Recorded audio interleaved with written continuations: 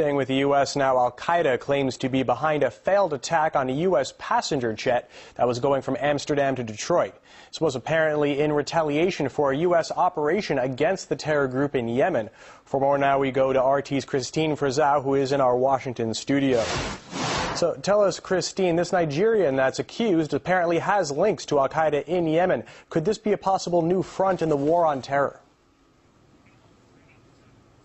Well, there are a lot of theories about that, Matt, and we have a guest today that's going to talk about that. But I've put together a timeline for you very briefly, just when Yemen came into our frame of mind. That was back in 2000, the bombing of the USS Cole. More recently, June 1st, there was a shooting at a recruiting center. It was a shooting of a soldier by a Muslim who had just visited Yemen. That's the main suspect there. That was in Little Rock, Arkansas. The prime suspect in the Fort Hood shootings, Nidal Malik Hassan, was said to be associated with someone in Yemen.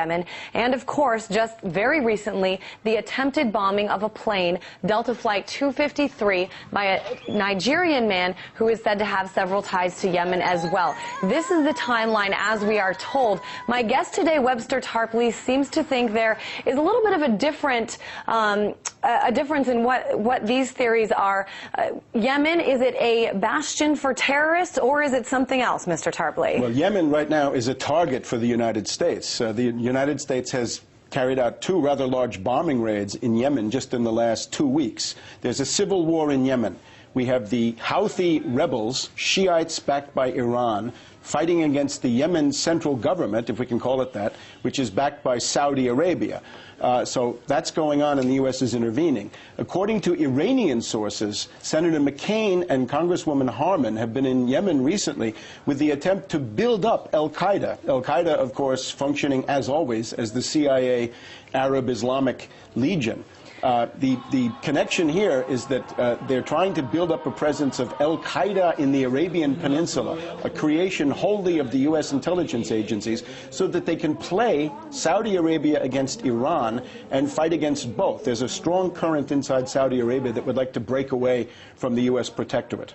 You also have some different theories about this suspect in the most recent attempted bombing on the airplane. We are told that it's a Nigerian man who is associated with Al-Qaeda. You're saying there's something that we're missing here. Well, the fact is that this is a protected patsy. In other words, this is a puppet.